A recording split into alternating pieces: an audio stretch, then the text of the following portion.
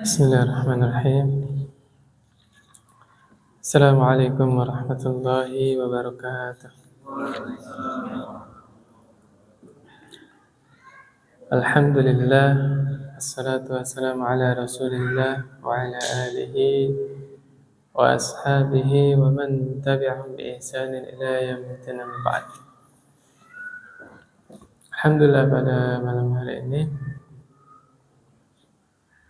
saya bingung ini sekarang tanggal berapa, karena saya nggak tahu masjid ini kemarin lebarannya hari Sabtu atau hari Ahad.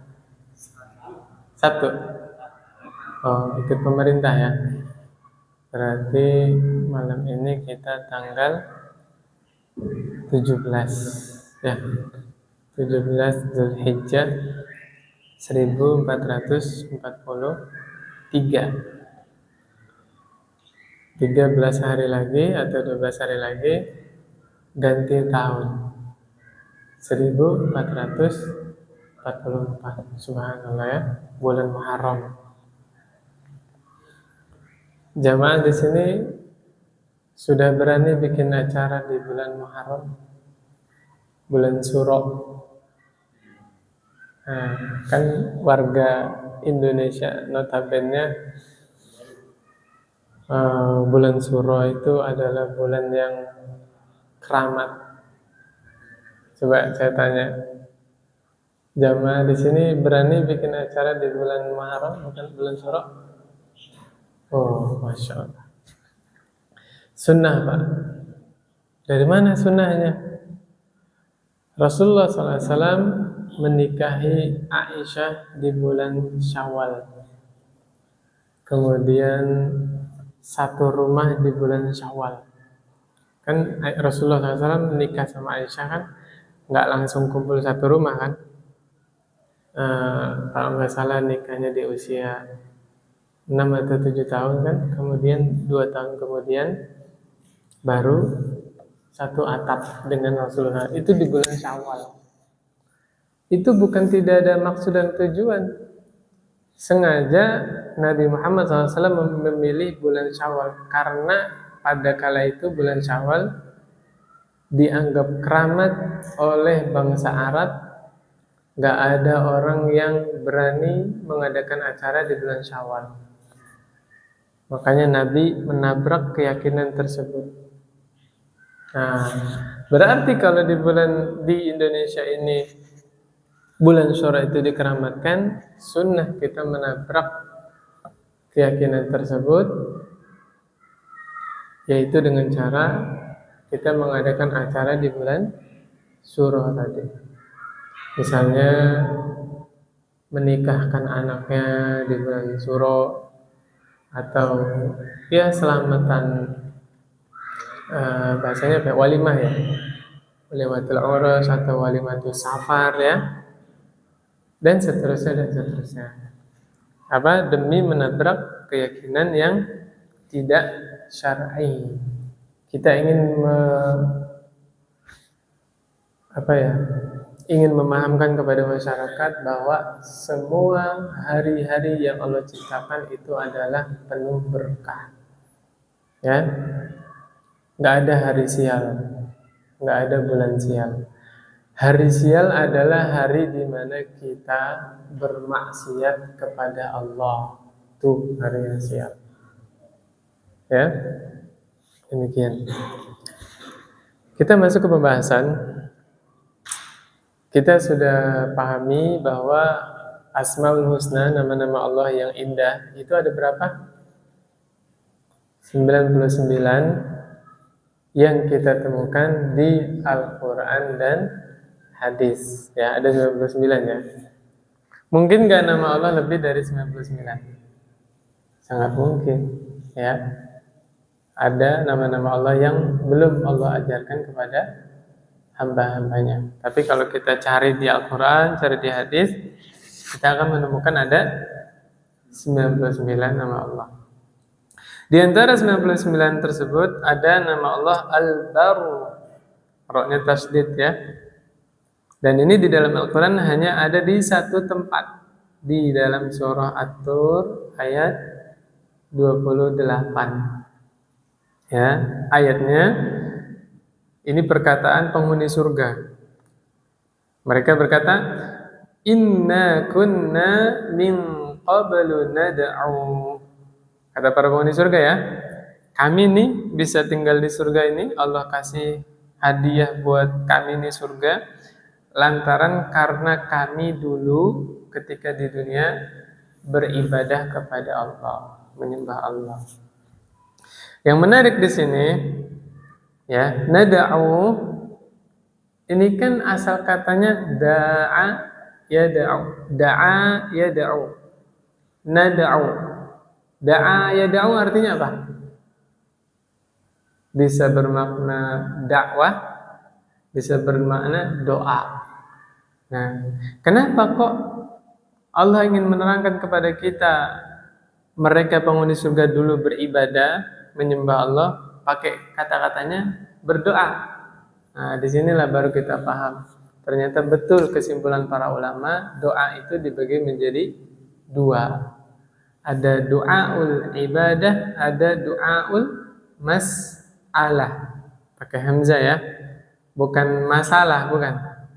Mas'alah. Kalau masalah bahasa Arabnya muskilah. Nah, tapi mas'alah ini bahasa Arab artinya permintaan. Soal ya, masalah. Doa permintaan, doaul masalah yang sudah kita pahami, selama ini kita minta kepada Allah, minta dimudahkan urusannya, minta diberi sehat supaya keluarganya dilindungi dari mara bahaya, kita diselamatkan dunia akhirat. Itu namanya doaul masalah, doa permintaan kepada Allah. Adapun doaul ibadah, yaitu seluruh ibadah yang selama ini kita kerjakan. Ya, kita sedekah. Kemarin kurban ya teman-teman ya. Kurban, sedekah, puasa, sholat, haji, umroh. Jazakallahu khairan. Walaupun kita tidak minta kepada Allah, nggak berdoa nih, kita kurban aja, sedekah aja, nggak ada yang diminta nih. Pada hakikatnya kita mengerjakan seluruh rangkaian ibadah tersebut, kita sedang berdoa kepada Allah supaya kita diselamatkan dari neraka, Allah masukkan kita ke dalam surga. Betul nggak? Walaupun kita nggak minta, ya kan? Nah, disitulah seluruh ibadah itu disebut juga yang namanya doa. Makanya secara bahasa sholat itu maknanya apa? Doa. Secara bahasa ya. Karena secara istilah sholat adalah satu rangkaian ibadah tertentu yang diawali dengan takbiratul ihram dan diakhiri dengan salam. Itu menurut istilah. Tapi kalau menurut bahasa, sholat adalah doa. Sholatun, bahasa Arabnya kan sholatun, itu bisa bermakna doa, bisa bermakna ibadah sholat itu sendiri, bisa bermakna sholawat. Ya, demikian. Subhanallah ya, luar biasa bahasa Arab tuh ya. Dari bahasan ini aja udah luas cakupannya. Nah, teman-teman sekalian, kalau kita jeli ini ayat, sebenarnya termasuk akhir-akhir dari awal ceritanya dari atas di ayat 17. Ya, surah At-Tur dari ayat 17 sampai ayat 28. Ini menceritakan keadaan orang muttaqin, orang yang bertakwa nanti di akhirat, bagaimana Allah perlakukan mereka. Nah, yang menarik ketika sampai di ayat 21, Allah punya janji untuk kita. Ayat berapa? 21. Luar biasa ini janjinya Allah SWT. Ada yang tahu janjinya apa? Allah berjanji Allah akan kumpulkan keluarga-keluarga mukmin nanti di surga. Jadi di surga itu jamaah sekalian nanti kita kumpul bersama keluarga kita. Kumpul sama anak-anak kita, sama orang tua kita. Subhanallah. Yang menakjubkan apa? Kita sebaya dengan orang tua kita. Kayak apa pemandangannya nanti? Subhanallah. Ini kumpul nih sama bapak nih, tapi usianya sama. Masya Allah. Luar biasa nanti di surga kayak apa. Ini janji Allah untuk kita, orang-orang mukmin. Ya kan? Kayak gimana nanti apa muamalah kita dengan orang tua kita yang seumuran sama kita. Tapi Allah syaratkan. Syaratnya adalah anak sama orang tuanya, sama cucunya nih, mati di atas Islam. Harus dalam keadaan beriman. Adapun orang-orang yang mati bukan di atas Islam, ada enggak orang tuanya Muslim, anaknya murtad? Ada. Atau sebaliknya, anaknya Muslim, orang tuanya murtad, ada tidak? Ada. Nah, itu tidak berlaku janji Allah untuk orang-orang yang tidak mati di atas keimanan. Makanya zaman sekalian kita jaga akidah keluarga kita. Kita jaga akidah orang tua kita. Jaga akidah anak-anak kita. Doktrin dari sekarang anak-anak kita. Nah, surga itu milik Allah dan Allah sudah bikin aturan. Tidak boleh masuk surga kecuali orang Islam. Didoktrin dari kecil, Pak, supaya anak kita yakin. Kalau saya mau masuk surga harus jaga Islam sampai meninggal. Nah, kenapa? Karena zaman sekarang sudah banyak orang-orang liberal yang meracuni akidah kaum muslimin bahwa semua agama sama. Setiap agama punya surganya masing-masing. Begitu kan? Saya katakan jamaah sekalian, perkataan itu menurut mereka ringan. Tapi dipandang dari sisi syariat itu seburuk-buruk perkataan. Orang yang pemahamannya bahwa semua agama sama, ya, semua agama punya surganya masing-masing, dia telah melecehkan dakwah Rasulullah SAW. Telah merendahkan dakwah Rasulullah SAW. Seandainya semua agama itu benar, semua agama sama, buat apa Rasulullah SAW mati-matian menyebarkan Islam, mendakwahkan Islam sampai para sahabat terbunuh di perang Badar, di perang Uhud, ya kan?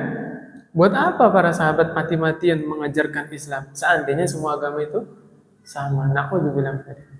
Tanpa sadar dia telah melecehkan dakwah Rasulullah SAW. Nah, ini penting kita tekankan kepada anak-anak kita supaya anak kita kuat, kokoh akidahnya bahwa inna dina indallahil Islam.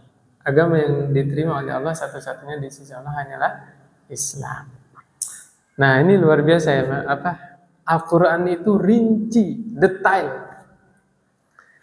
Sampai-sampai ketika Allah menutup ayat ini, innahu huwal barrur rahim, sesungguhnya Allah dialah zat yang maha bar. Bar itu artinya apa? Al-bar, rohnya tasdid. Artinya zat yang maha melimpahkan segala kebaikan. Ar-Rahim, yang maha penyayang. Ini kita kupas nih, apa bedanya Ar-Rahman sama Ar-Rahim? Apa jemaah sekalian? Kalau diterjemahkan bahasa Indonesia, Ar-Rahman artinya apa? Yang maha pengasih. Kata-kata pengasih itu juga masuk artinya di situ welas asih, kasih sayang, betul? Ada juga di situ rasa sayangnya ya kan, welas asih, kasih sayang. Ar-Rahim artinya apa? Maha penyayang. Kata-kata penyayang juga di situ ada makna kasih sayang juga. Iya enggak? Penyayang, pengasih juga enggak? Lalu apa bedanya pengasih sama penyayang? Ayo, apa bedanya Ar-Rahman sama Ar-Rahim? Siapa yang pernah dapat dari ustadz-ustadz yang lain kan ya? Bedanya apa jemaah sekalian? Kalau Ar-Rahman, maha pengasih, maksudnya adalah tidak ada satu makhluk pun melainkan rahmat Allah sampai kepada dia. Allah mengasihi seluruh makhluknya tidak pandang bulu. Mau kafir, mau muslim, Allah jamin rezekinya, betul?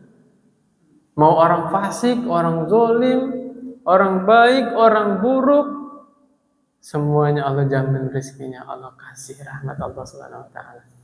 Itu makna Ar-Rahman. Makanya ketika Allah berbicara keadaan orang bertakwa di akhirat, Allah kasih surga, penutup ayatnya Allah pakai Ar-Rahman atau Ar-Rahim? Ar-Rahim. Karena Ar-Rahim maknanya adalah Allah sayang hanya kepada hamba-hamba tertentu. Allah sayang nggak sama orang kafir? Enggak. Sayang nggak Allah sama orang zalim? Enggak. Yang Allah sayang siapa? Orang yang mukmin, hamba-hamba Allah yang bertakwa, hamba-hamba Allah yang menjaga ibadahnya kepada Allah. Baru Allah pakai Ar-Rahim.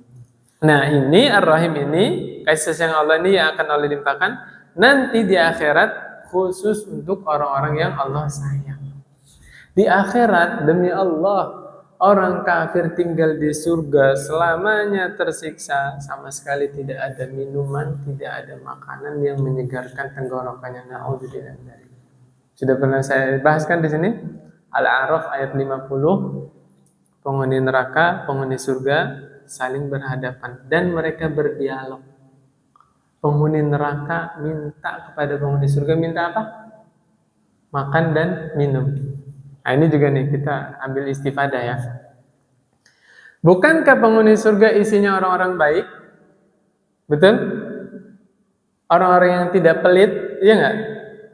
Bukankah kenikmatan di surga itu tidak ada habis-habisnya? Betul? Penghuni neraka minta ke penghuni surga, minta minum, minta makan, dikasih nggak? Dikasih nggak jangan heran? Enggak. Kenapa? Tadi udah sepakat, penghuni surga orangnya baik-baik, nggak pelit. Terus kenikmatan di surga nggak ada habisnya. Kenapa nggak dikasih orang kafir? Hah? Para penghuni surga berkata, Innallaha harramahuma 'alal kafirin. Sesungguhnya Allah telah mengharamkan makanan dan minuman atas orang-orang kafir. Inilah prinsip seorang mukmin. Sebaik apapun akhlak orang mukmin, luhur budi pekertinya, tetap kita punya batasan. Paham nggak maksud saya? Jangan kalian. Ada aturan mainnya. Jangan bablas toleransinya. Orang muslim jagain gereja. Ada nggak? Nah, ini bablas ini jangan sekalian. Tetangganya ada yang non muslim. Karena dia itu baik hati, hari Ahad dia antar ke tempat ibadahnya. Ini dibenarkan nggak tidak? Nah, inilah istifadah ayatnya. Sebaik apapun seorang muslim, dia punya agama, dia punya aturan, punya batasan. Sehingga kebaikan yang dia lakukan tetap di jalur yang Allah syariatkan. Karena kebaikan itu bukan baik menurut akal manusia. Kebaikan adalah apa-apa yang Allah perintahkan. Paham nggak maksud saya jemaah sekalian? Kalau kebaikan itu standarisasinya adalah logika manusia, nggak ada standar baku. Apa itu yang dipandang baik menurut syariat? Makanya Allah adakan yang namanya syariat supaya ada standar. Coba kebaikan kalau dipasrahkan ke logika manusia. Bukankah sholat maghrib 4 rakaat itu lebih baik daripada 3 rakaat? Benar? Ayo, kalau kebaikan dipasrahkan kepada akal manusia. Bukankah sholat subuh 5 rakaat itu lebih bagus, luar biasa daripada yang 2 rakaat? Benar nggak? Itu kalau kebaikan dipasrahkan ke akal manusia. Nah ini ya, jadi nggak bablas juga seorang muslim yang berbuat baik. Contoh lagi pernah saya terangkan di sini, sedekah aja ada aturannya, subhanallah. Nih ada orang meninggal, tadi pagi nih, subhanallah, datang ke saya orang curhat. Tahu nggak apa yang ditanyakan? Ustadz, kakak ipar saya tahun lalu meninggal, dapat komisi dari perusahaannya tempat dia bekerja 2 miliar. Kaget. Yang bener Pak 2 miliar. Iya 2 miliar. Dia tanya, gimana nih Pak Ustadz? Dia hanya punya anak 2, laki-laki, perempuan yang pertama, yang kedua laki-laki. Kemudian istrinya masih ada. Ini 2 anak masih tinggal satu rumah sama ibunya. Ya semuanya ikut ibunya lah, makan dan segalanya. Tapi 2 anak ini udah kerja dua-duanya. Gimana nih Ustadz? Ini harta ini dibagi atau disisihkan dulu buat pernikahan mereka berdua, nanti dibaginya gimana jawab kalian? Ayo, kalau ditanya gitu gimana? dibagi. Bagiannya berapa si anak, yang anak perempuan, anak laki-laki, kemudian si ibu. Nah, supaya harta warisan ini nggak habis, boleh dipegang ibunya dulu, karena belum berkeluarga kan. Nah, nanti kebutuhan anak ini boleh diambil dari bagian mereka masing-masing. Pertanyaannya, kalau keluarganya itu inisiatif, oh ini kan 2 miliar nih, yang 1 miliar diwakafkan ke masjid, biar apa namanya, bapaknya ini punya sedekah jariah. Gimana tuh? Boleh nggak? Iya ya, boleh nggak Pak? Boleh. Boleh nggak Pak? Ternyata ini sudah diatur di dalam syariat. Sa'ad bin Abi Waqqas waktu itu mau sedekahkan 2/3 sama Rasulullah, boleh nggak? Nggak boleh. Nawar lagi, ya Rasulullah kalau begitu setengah harta saya, boleh nggak? Nggak boleh. Nabi yang larang loh. Kita berani bilang Nabi melarang kebaikan? Ayo. Sa'ad bin Abi Waqqas pengen sedekah 2/3 harta, sama Nabi dilarang. Kita berani bilang, ya Rasulullah, kenapa ada orang mau berbuat baik Anda larang? Berani ngomong kayak gitu? Nah, inilah kebaikan itu bukan menurut akal manusia, tetapi kebaikan itu adalah yang sejalan dengan syariat. Kemudian terakhir Sa'ad bin Abi Waqqas nawarnya berapa? 1/3. Boleh nggak sama Nabi? Boleh. 1/3 itu banyak, udah banyak 1/3. Nabi bukan melarang orang berbuat baik, tapi Nabi cara pandangnya lebih luas, lebih dalam. Tahu nggak alasan Nabi melarang Sa'ad bin Abi Waqqas sedekah lebih dari 1/3 itu nggak boleh? Kenapa? Supaya ahli warisnya tidak terlantar. Nabi tutup tuh hadisnya. Antum meninggalkan ahli waris antum dalam keadaan mampu itu lebih baik daripada ahli waris antum minta-minta kemana-mana. Daripada anak cucu kita menyusahkan orang lain, bergantung kepada orang lain. Tuh, subhanallah, luar biasa ajaran Rasulullah SAW. Nabi lebih dalam, lebih luas pandangannya sampai mikir ke situ. Faedah yang lain, supaya tidak ada orang berkata, si fulan jatuh miskin gara-gara sedekah. Nah, jangan sampai ada yang bilang begitu. Makanya Islam membatasi. Ternyata sedekah paling banyak yang dibolehkan dari harta kita berapa? 1/3 harta. Itu Ustadz Abu Bakar itu ngedekahin semua hartanya. Nah, ada pertanyaan gitu kan? Umar itu sampai setengah hartanya sedekah di jalan Allah. Gimana jawabnya?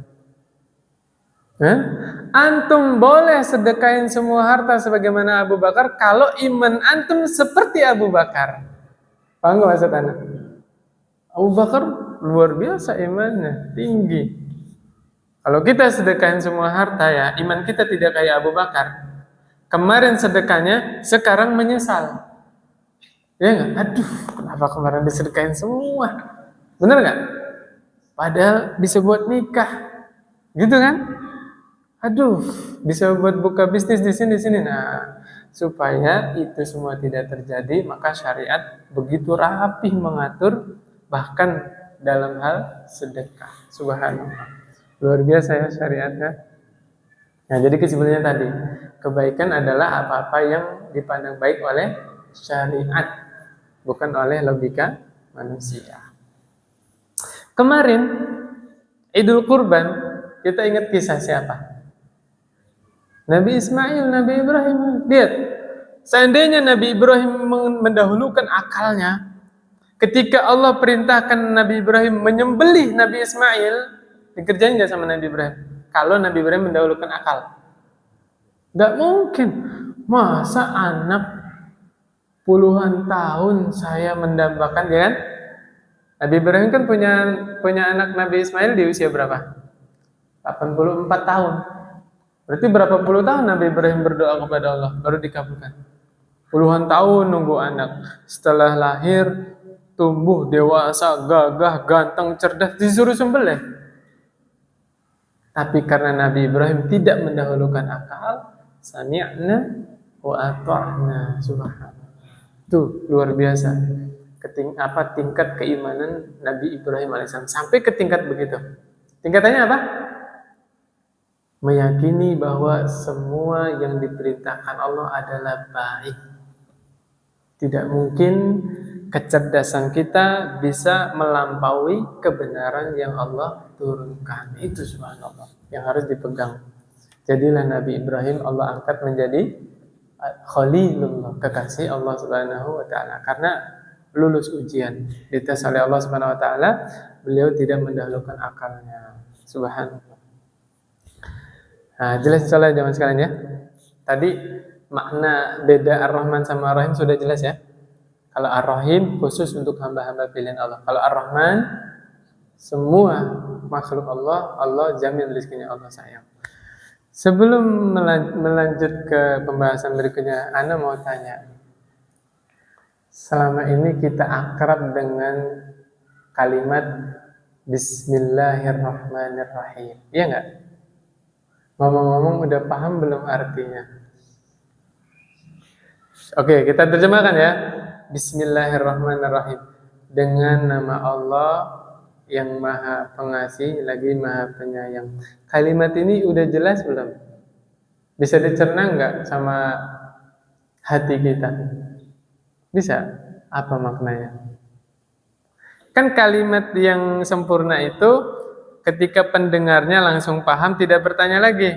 Kalau di dalam bahasa Indonesia itu ada subjek, objek, predikat atau keterangan. Misalnya ya, saya minum dulu Pak ya. Bisaan. Sebentar Pak, bismillah.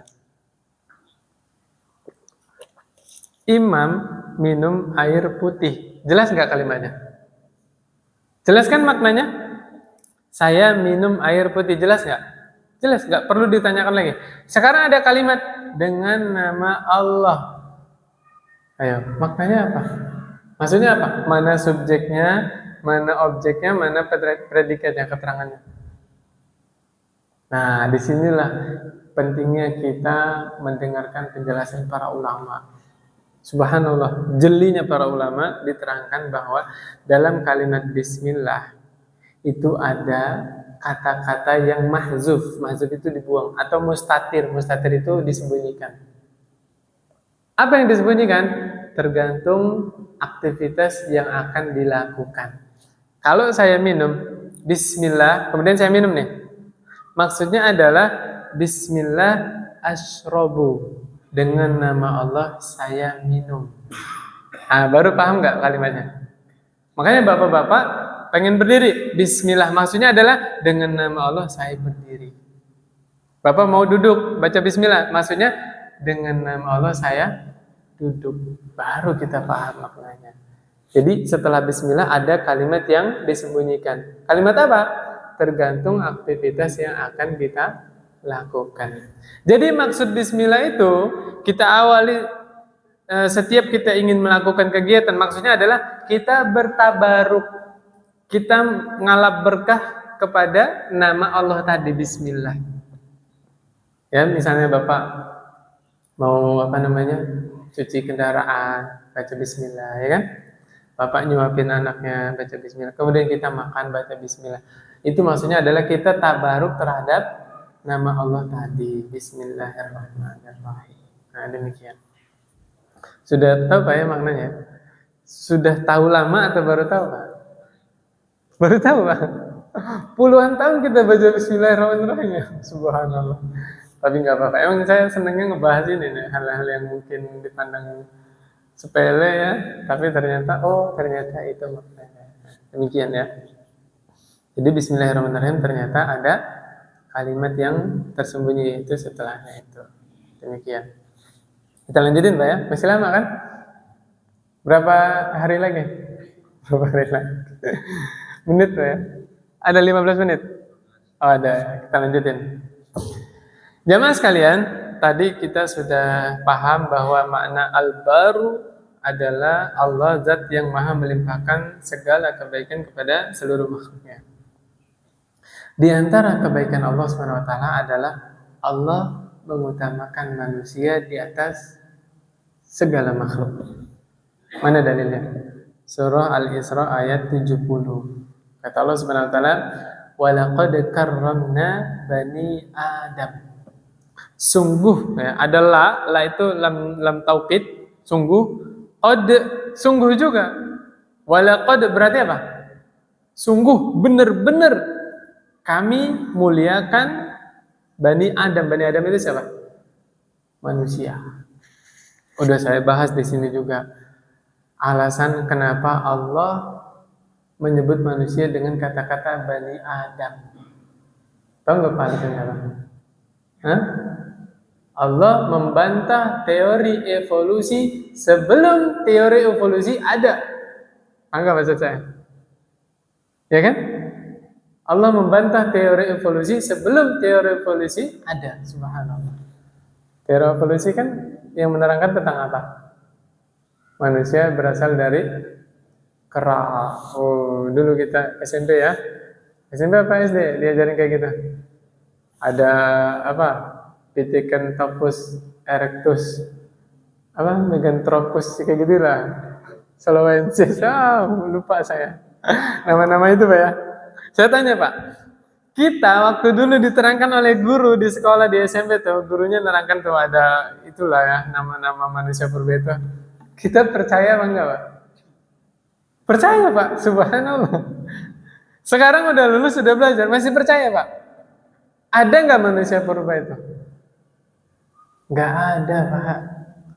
Allah Subhanahu wa taala menciptakan manusia di awal penciptaan Nabi Adam alaihissalam itu sudah sempurna.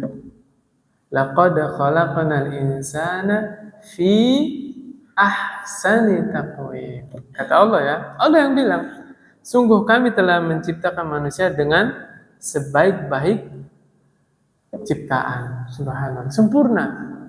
Ya, jadi Allah menciptakan manusia dari awal itu sudah sempurna. Bahkan Nabi Adam lebih sempurna daripada kita. Nabi Adam itu tingginya berapa? 60 hasta. Hastanya orang Arab ya, bukan hasta saya. Hasta saya mah pendek. Hastanya orang Arab. Satu hasta itu kira-kira setengah meter. Berarti kalau 60 hasta berapa? 30 meter. Ini masjid ada 30 meter Pak? Sampai tiang sana ada nggak? Nggak ada. Lebih tinggi Nabi Adam daripada Masjid Hidayatullah. Kalau menaranya ada Pak? 30 meter ada? Pokoknya Nabi Adam itu tingginya kira-kira 30 meter, 60 hasta. Luar biasa. Manusia purba berapa meter sih yang ditemuin? Ada yang berdalil, Pak, Bapak bilang manusia purba nggak ada. Lalu bagaimana itu fosil-fosil yang ada di museum? Nah, pertanyaan kan gitu kan? Gimana jawabnya Pak? Orang Islam gampang jawabnya. Di Al-Quran ada kisah Bani Israel, orang Yahudi, yang melanggar hari Sabtu. Allah kutuk jadi manusia kera. Kunu qirodatan khasiin. Mungkin yang ditemukan itu fosil adalah orang Yahudi yang dikutuk oleh Allah jadi manusia kera. Masuk akal nggak? Mungkin. Jadi kalau mereka mengklaim nenek moyang mereka kera, silakan. Nenek moyang mereka. Nenek moyang kita siapa? Nabi Adam alaihissalam. Gitu. Nah, tadi ya kata Allah Subhanahu wa taala, "Wa laqad karramna bani Adam." Kami telah memuliakan manusia, Bani Adam, keturunan Nabi Adam. Kemudian lanjutannya, "Wa hamalnahum fil barri wal bahri." Kata Allah Subhanahu wa taala, kami angkut, kami bawa mereka di daratan maupun di lautan. Subhanallah. Allah ngangkut saya dari rumah ke BPI pakai Supra X. Allah ngangkut jamaah sekalian dari rumah, ada yang pakai sandal, ada yang pakai kendaraan. Betul nggak? Subhanallah. Allah yang ngangkut manusia kemanapun, ke tempat kerja, ya, ke tempat orang tuanya, saudaranya. Subhanallah. Dan Allah juga yang mengangkut manusia di lautan. Coba kita bayangkan, kapal tuh, pernah naik kapal nggak Pak? Kalau ke Sumatera ya, setebal apa itu besinya tuh? Secara logika kan harusnya tenggelam itu. Beratnya berapa ton itu kapal segitu besar? Bukan hanya berat kapalnya yang dari besi berton-ton, ditambah lagi muatannya. Mobil ada berapa ratus? mobil truk, mobil bis, ya kan, mobil pribadi, ditambah lagi orang itu, ada berapa ratus di dalam kapal, bahkan ada yang ribuan. Tapi tidak tenggelam. Kira-kira siapa yang buat kapal itu terapung di atas air? Kalau bukan Allah Subhanahu wa taala. Nah, ini luar biasa. Sampai demikiannya. Nah, kalau kita mau yang memandang sederhana yang ada di sekitar kita, lihat langit aja. Dari kecil sampai sekarang, Pak, ketemu nggak tiangnya langit di mana? Nggak ada. Langit yang begitu luas, begitu tebal, tapi tidak jatuh, padahal nggak ada tiangnya. Siapa yang menahan langit tersebut? Allah Subhanahu wa taala. Makanya orang-orang ateis yang bilang, kalau Allah itu ada, kenapa kok Allah tidak menampakkan dirinya? Nah, gitu kan? Orang-orang ateis yang mengingkari keberadaan Allah. Gimana jawabnya, Pak? Kalau ada orang ateis bilang gitu ke kita. Wahai muslim, antum kan meyakini adanya pencipta, kan, adanya Allah. Orang ateis bilang, kalau seandainya Allah itu ada, kenapa Allah tidak menampakkan diri supaya manusia itu tidak bingung, supaya manusia yakin adanya Allah? Gimana jawabnya, Pak? Kalau ada orang ngomong begitu, hah? Nah, santai aja jawabnya. Anda pernah nggak nyalakan senter untuk kebutuhan di siang hari di luar? Pernah nggak, Pak? Nyalakan senter? Nggak pernah. Kenapa? Karena Anda mencari sesuatu yang sudah jelas terang pakai senter. Paham nggak maksudnya? Allah itu tidak usah menampakkan diri, sudah jelas keberadaannya dengan adanya alam semesta ini. Bulan, bintang, begitu beraturan, siang malam, itu siapa kalau bukan Allah yang mengatur? Seandainya tidak ada yang mengatur alam semesta ini, sudah dari dulu planet-planet bertabrakan, bintang berjatuh-jatuhan, langit jatuh. Tapi ketika kita lihat dengan indahnya alam semesta ini beraturan, siang dan malam teratur, bulan, bintang, kira-kira siapa yang mengatur? Allah Subhanahu wa taala. Ya, subhanallah. Makanya orang yang masih fitrahnya bagus itu pasti meyakini di dalam hatinya ada zat yang maha kuasa di atas sana, yaitu Allah Subhanahu wa taala. Ya, demikian. Kemudian berikutnya kata Allah Subhanahu wa taala, wa razaqnahum minat thayyibat, dan kami rizkikan kepada mereka rizki yang baik. Allah memberi rizki kepada manusia rizki yang baik. Hukum asalnya Allah kasih rizki yang baik. Ada nggak rizki yang tidak baik? Ada. Kenapa? Karena keserakahan manusia. Begitu serakahnya manusia, nggak cukup dengan rezeki yang halal. Akhirnya dia tempuh segala cara. Benar nggak, Pak? Makhluk yang makan tumbuhan doang disebut apa? Herbivora. Yang makan daging apa? Karnivora. Pemakan segala omnivora. Manusia rakusvora, Pak. Aspal dimakan, cor-coran dimakan, kabel dimakan, BLT dimakan, apalagi yang gak dimakan manusia? Hah? Dana wakaf Quran dimakan juga. Allahu Akbar. Subhan. Dana talangan haji dimakan juga. Subhanallah. Manusia itu, Pak, ya. Gunung aja dimakan loh. Iya nggak, Pak? Di gunung kan di apa itu? Batunya dikeruk, bisa dijual batunya kan? Tanahnya dibangun. Semua dihajar sama manusia. Gunung dikeruk, laut didam, ya Pak? Ya, nanti rusak, tanggung sendiri akibatnya ya. Karena bumi ini rusak ya memang karena tangan-tangan manusia sendiri. Subhanallah. Yang saya bicarakan ini luar negeri, Pak, ya, bukan negara Indonesia, Pak, ya. Luar negeri sana antah baratah, nggak tahu negeri mana. Subhanallah, ya. Makanya Nabi Muhammad SAW kalau di subuh pagi hari doanya gimana? Allahumma inni as'aluka ilman nafi'ah. Berarti ada ilmu yang tidak bermanfaat? Ada. Ilmu sihir, ya, jimat, perdukunan, ilmu tentang pawang hujan, itu nggak bermanfaat itu. Apalagi? wa rizqan thayyiba. Nabi minta ilmu yang bermanfaat dan rezeki yang baik. Wa amalan mutaqabbala. Berarti ada amal yang tidak diterima sama Allah? Ada. Makanya supaya amal kita diterima sama Allah, kita belajar. Kita pelajari bagaimana Islam yang dibawa oleh Rasulullah sallallahu alaihi wasallam. Nah, ditutup ayatnya oleh Allah Subhanahu wa taala, wa faddalnahum ala katsirin mimman khalaqa tafdila. Dan kami mengutamakan manusia, mengutamakan mereka di atas seluruh makhluk-makhluk yang kami ciptakan. Allah mengutamakan manusia seutama-utamanya makhluk, subhanallah.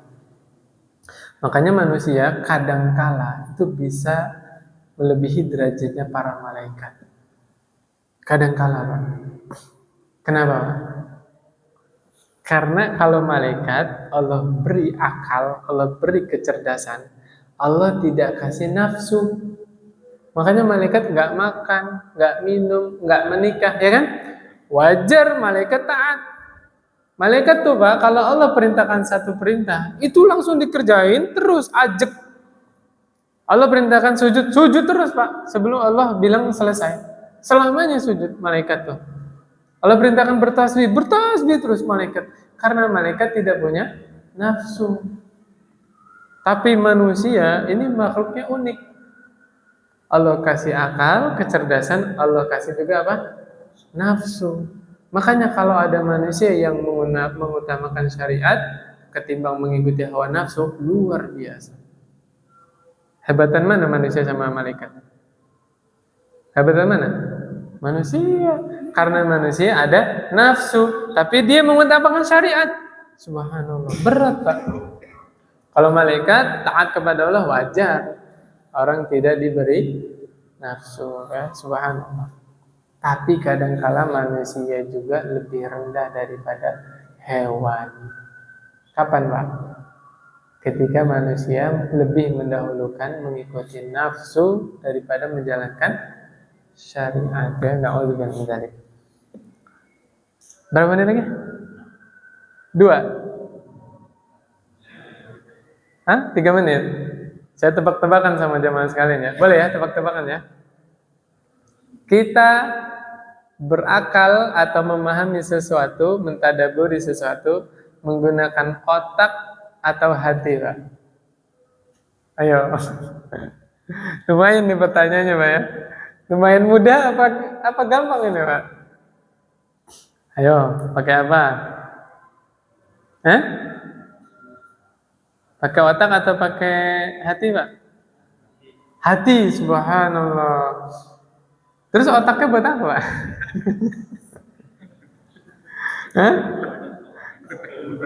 Buat apa, Pak? Hiasan dong. Betul ya, pakai hati. Jawabannya ada di dalam surah Al-Hajj ayat 46. Allah sendiri yang menerangkan bahwa ya'qilun itu menggunakan hati. Kenapa, Pak? Secara bahasa Indonesia juga sudah mudah kita pahami. Karena banyak orang yang pinter tapi tidak punya hati. Benar ya? Banyak orang yang pinter nggak punya hati, Pak. S3 mungkin, ya, sekolahnya sarjana, S2, S3, mungkin dia tokoh, mungkin dia pejabat. Tapi tega menzolimi bawahannya, tega menzolimi orang-orang yang mestinya disantuni, malah dia zolimi. Makanya Al-Quran berkata benar, orang itu mentadaburi atau memahami sesuatu menggunakan hati. Dan banyak orang yang biasa saja, mungkin lulus SD doang, tapi berjiwa besar, punya hati yang mulia, subhanallah.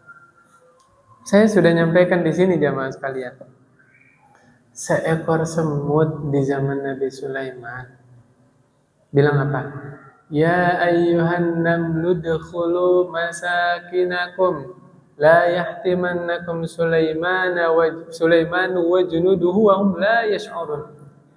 Ketika pasukan Nabi Sulaiman sudah hampir dekat tuh, pemimpin semut bilang kepada rakyatnya, wahai para semut, masuk kalian ke sarang kalian. Jangan sampai kalian terinjak-injak oleh Sulaiman dan tentaranya, sedangkan mereka tidak merasa menginjak-injak kalian. Faedahnya apa jemaah sekalian? Padahal semut adalah hewan. Hewan tapi memikirkan keselamatan rakyatnya. Subhanallah. Maka pemimpin yang tidak memikirkan keselamatan rakyatnya tidak lebih mulia daripada hewan. Subhanallah. Kita bicarain negara lain Pak ya. Negara di luar sana tuh nggak tahu di mana. Sekelas hewan, Allah beri ilham sehingga dia memikirkan keselamatan rakyatnya. Subhanallah. Ya sebenarnya sudah wajib dimiliki oleh pemimpin, yaitu karakter yang tidak mementingkan diri sendiri. Itu wajib, harus.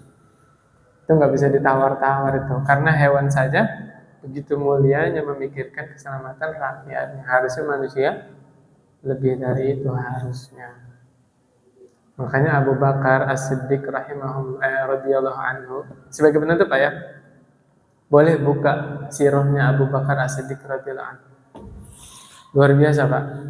Menjelang wafat, beliau pesan kepada sahabat, kalau nggak salah Umar waktu itu, wahai Umar, saya punya tanah di sana tuh, di seberang sana, jual, uangnya masukkan ke Baitul Mal sebagai ganti gaji saya selama 2 tahun yang diambil dari Baitul Mal. Subhanallah.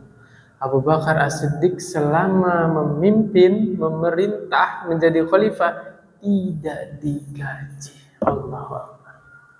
Sebelum wafat pesan, itu tanah punya saya, ambil atau jual, limpahkan ke Baitul Mal sebagai ganti saya selama 2 tahun memimpin, saya digaji dari Baitul Mal. Subhanallah.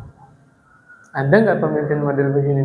Kalau ada, jangankan 2 periode, selamanya jadi pemimpin, nggak apa-apa. Jangankan 5 periode, selamanya dia jadi pemimpin, nggak apa-apa. Karena kita senang ya dipimpin sama pemimpin yang begini. Subhanallah. Kerjaannya kayak Gojek gitu ya.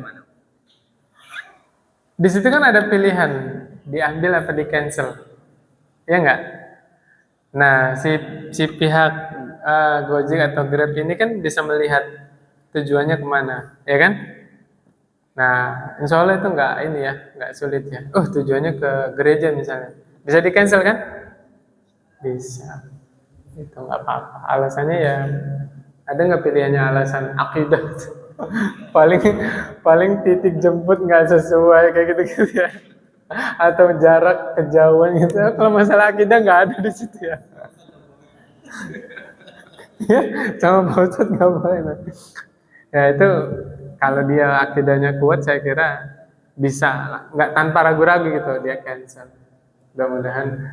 Atau hari Ahad, ini jam ibadah ini dari jam segini ya, udah aja di nonaktifkan akunnya ya kan, biar nggak nerima orderan. Saya kira bisa disiasati seperti itu sebenarnya.